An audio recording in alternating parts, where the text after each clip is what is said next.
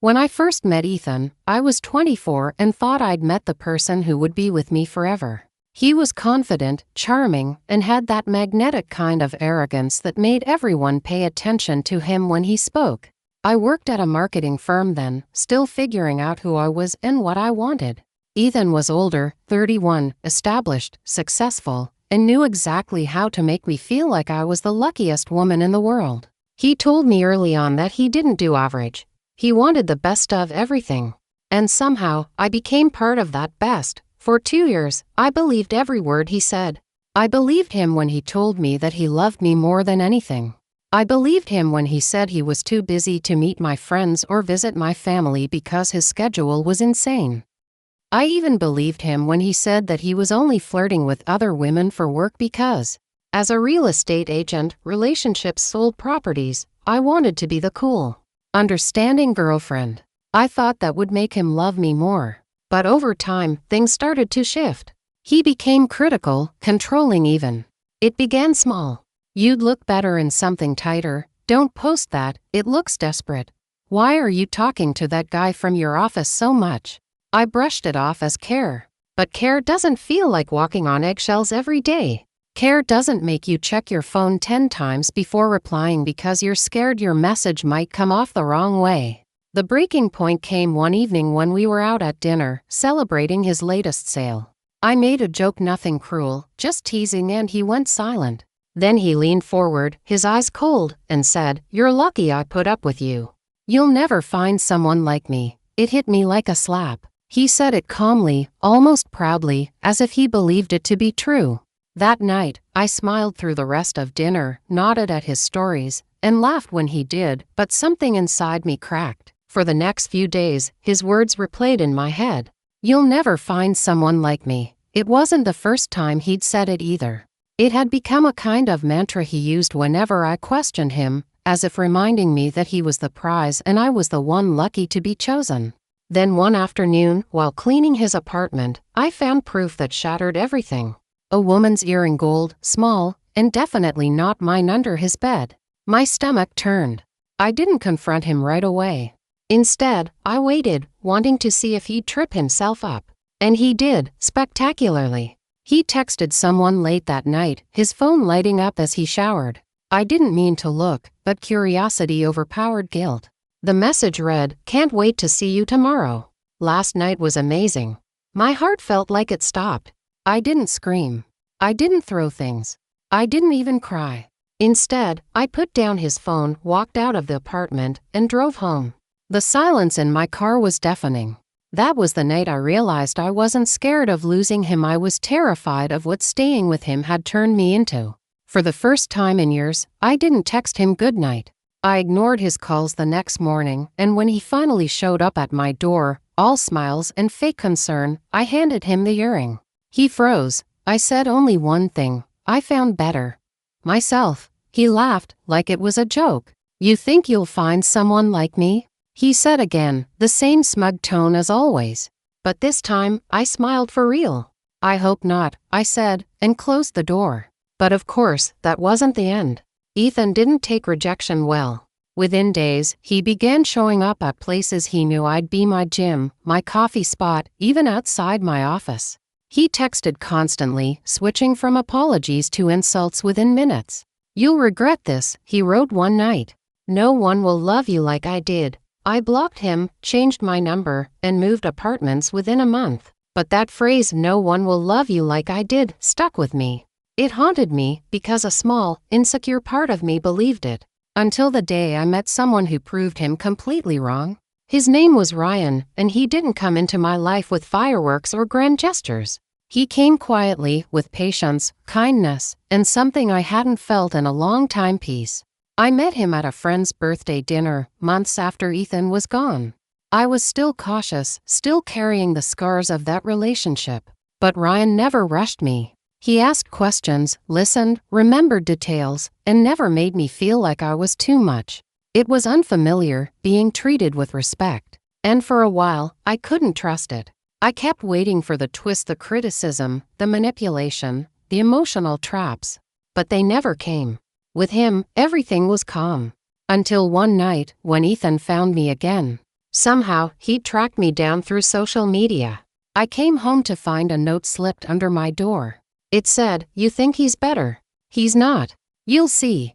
My hands shook as I read it. My heart pounded with a mix of fear and anger. I'd finally started to feel safe again, and now he was back to destroy it. I didn't tell Ryan at first. I didn't want to scare him off, but that silence would soon come back to cost me more than I could have imagined. I stared at that note for what felt like hours, my mind spiraling into every possibility. How did he find me? I'd moved to a different part of the city, changed my number, even deleted every trace of him online. Yet there it was, his handwriting slanted, sharp, unmistakable. I tore the note in half, then again and again until it was nothing but shreds on the floor, but the words stayed burned into my mind. "You think he's better. He's not. You'll see." For the next few days, I couldn't sleep. Every shadow outside my apartment window felt like him. Every sound in the hallway made me jump. I'd promised myself that I'd never let Ethan have power over me again, but the fear crept back in. Ryan noticed, of course. He asked gently if something was wrong, but I brushed it off with a smile I didn't feel. "Just work stress," I said, pretending it was fine. He didn't push, and that was the thing about him. He always gave me space, but never abandoned me in it. The following weekend, we had plans to meet some of his friends for dinner. I almost canceled, but decided I couldn't let Ethan take that from me. The night was perfect: warm air, laughter, good food. For a few hours, I forgot the fear. Until we left the restaurant and I saw a figure across the street, leaning against a car. My heart froze. Even in the dim light, I recognized the way he stood, hands in pockets, head tilted slightly like he was studying me. Ethan. He didn't move toward us. He just watched.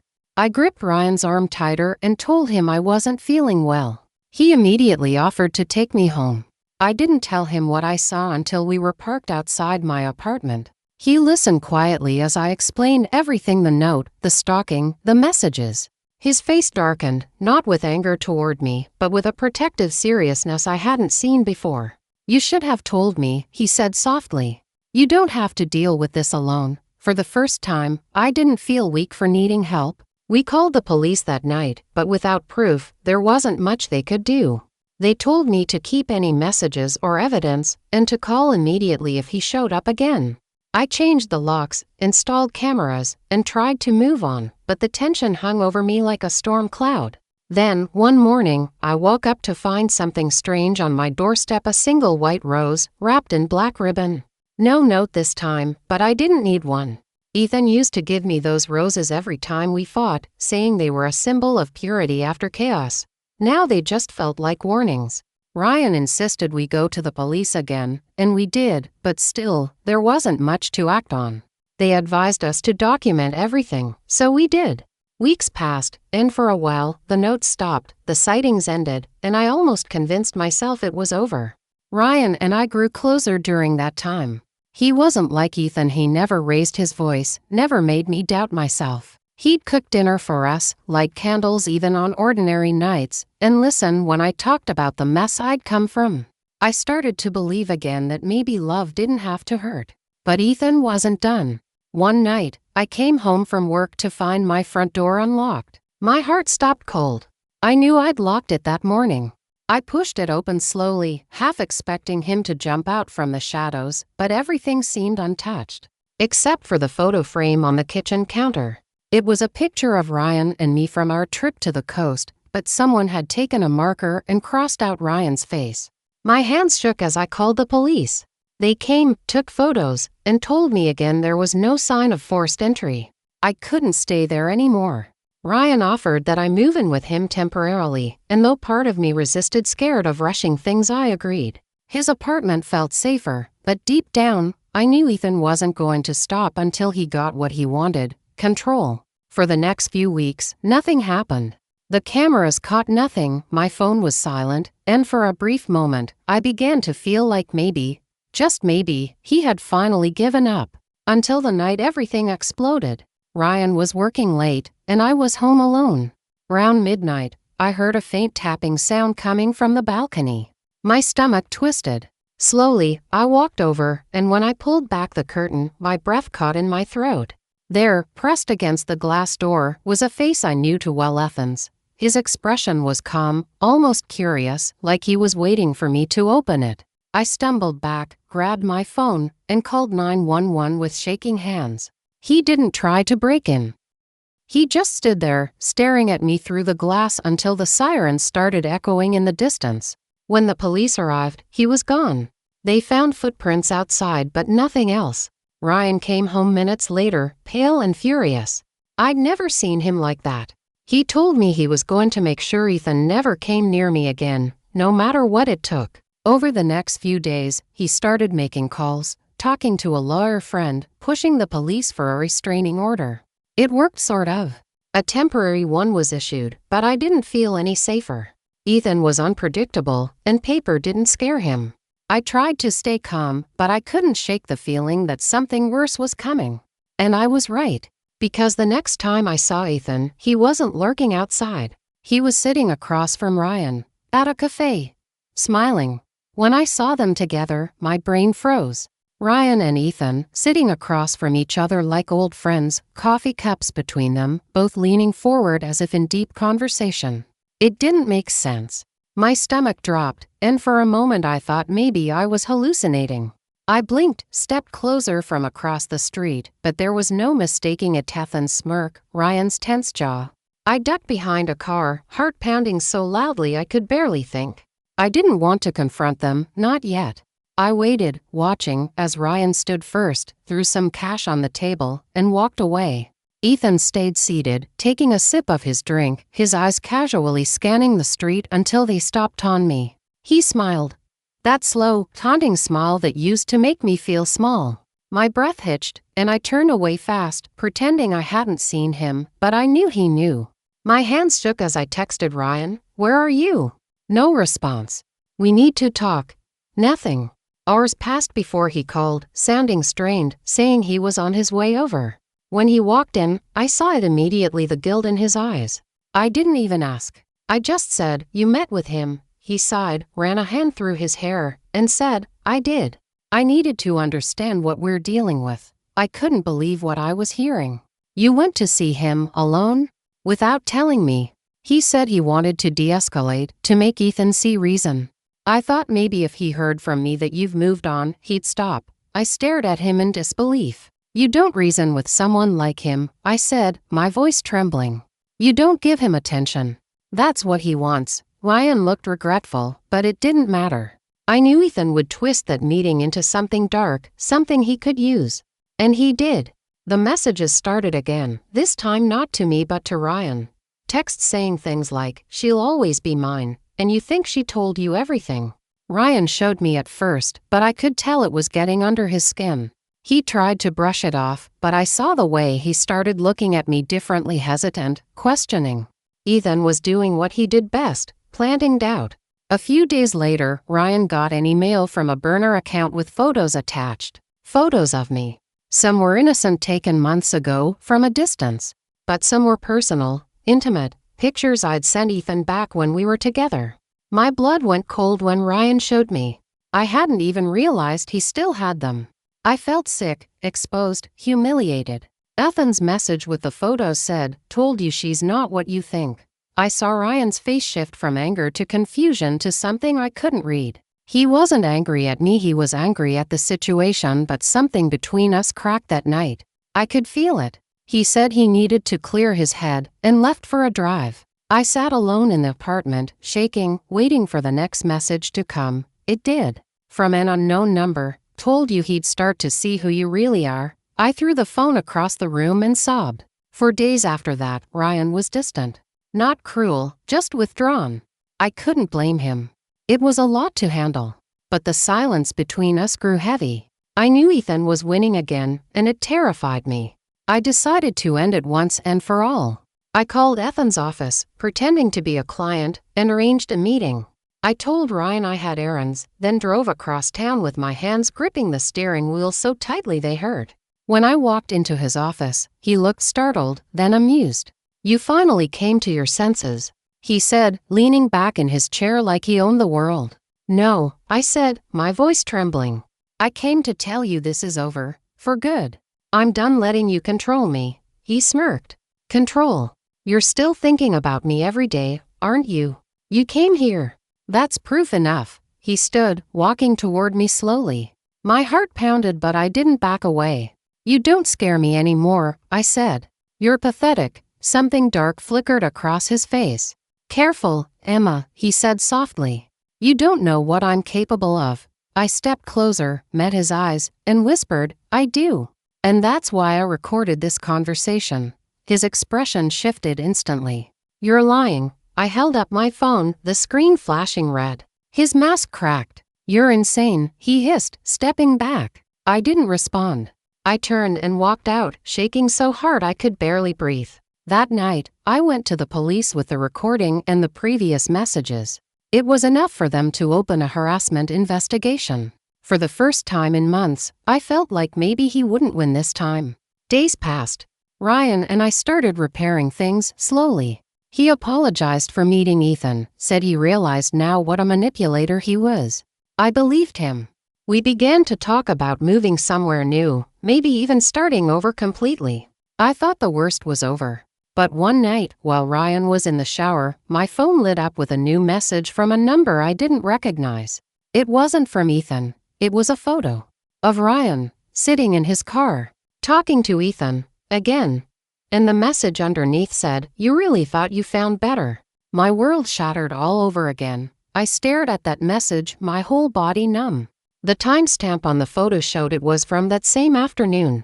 Ryan had told me he was meeting a client, but now here he was caught talking to the man who'd made my life a nightmare. My mind spun with 1,000 explanations, none of them making sense. Why would he meet him again after everything we'd been through? My hands were shaking so badly I could barely hold the phone. When Ryan came out of the shower, towel around his waist, smiling like nothing was wrong, I couldn't even look at him. How was your meeting? I asked, trying to sound calm. He froze, just slightly, before saying, Fine, routine stuff. The lie was instant, smooth, practiced. I showed him the phone. His face drained of color. Emma, I can explain, he said quickly, but I could barely hear him through the pounding in my ears. Explain what? That you've been talking to the man who's been stalking me, threatening me, violating me. I could hear my voice breaking, rising. He reached out, but I stepped back. It's not what it looks like, he said. He showed up at my office. I didn't plan it. He said he had information about you. I almost laughed, bitter and sharp. And you believed him. He hesitated, and that silence was worse than any words. I just wanted to understand what he was trying to do, he said finally. He said you weren't being honest with me. I needed to know what that meant. I felt my heart crack open. After everything he's done, you still believed him over me. He shook his head, desperate. No, I didn't believe him. You just wanted to see if he was telling the truth, I interrupted. That's belief, Ryan. He looked shattered, but I couldn't stay there. I grabbed my keys and walked out, ignoring his voice calling my name down the hallway. I drove with no destination, tears blurring the road.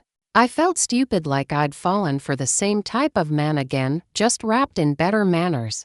I pulled over at a gas station and sat there for what felt like hours, staring at my reflection in the window. I didn't even recognize myself anymore. The scared, hopeful girl who thought she'd escaped her past was gone. I was tired, empty, angry. I checked my phone again, more messages. Ethan, you see it now, don't you? I told you he's just like me. They all are. Then another one. Come back to me, Emma. We belong together. The worst part. There was a photo attached. It was me, in my car, taken from across the parking lot. My blood went cold. He was nearby. I started the engine and drove straight to the police station. The officers were kind but firm.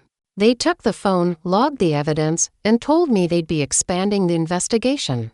They even offered an escort home, which I accepted. But home didn't feel like home anymore. Ryan wasn't there when I got back. He texted later, saying he was giving me space, that he loved me, that he was sorry. I didn't respond. I couldn't tell if I was angrier at him or at myself. That night, I barely slept. Every sound made me jump. I finally drifted off around 4 a.m., only to wake up an hour later to a noise outside. I crept to the window and froze. A car was idling across the street. Headlights off. Someone was inside, watching. I grabbed my phone and called the police again, whispering what was happening. They arrived quickly, but by the time they got there, the car was gone. The next morning, I decided to leave town for a while. I packed a small bag, called in sick to work, and booked a cabin 2 hours away in a quiet lakeside area.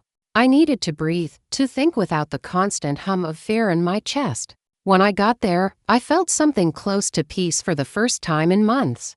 The air was crisp, the world was quiet, and I could almost believe Ethan didn't exist. For 2 days, I read, took walks, tried to clear my head. Ryan kept texting, but I ignored him. Then on the third night, as I was sitting by the fireplace scrolling through my phone, I got a notification and airdrop request from an unknown device. The file name was lookoutside.mov. My stomach dropped. I didn't accept it, but my curiosity got the best of me. I looked out the window. Nothing but trees and darkness. I turned on the porch light, stepped out, and that's when I saw car tracks leading up the dirt path to the cabin. Someone had been here. Panic flooded me. I ran inside, locked the doors, and called 911 again. They told me to stay on the line until an officer arrived. 10 minutes later, I saw headlights approaching. Relief washed over me until the car stopped, and I recognized the shape of it. It wasn't a police car. It was Ethan's. I ran to the back door, but before I could reach it, I heard a voice calling from outside. "Emma, please. I just want to talk." I froze. It wasn't Ethan's voice. It was Ryan's. Confusion hit me like a wave. I peered through the curtain, and there he was, Ryan, standing next to Ethan's car, looking terrified. "He's here," he shouted. "He's inside somewhere." My heart stopped. Inside. Before I could process what that meant, I heard a floorboard creak behind me. Slow, deliberate. I turned and saw him, Ethan, standing in the doorway of the bedroom, smiling like this was all some game. "Told you we'd see each other again," he said quietly. I screamed.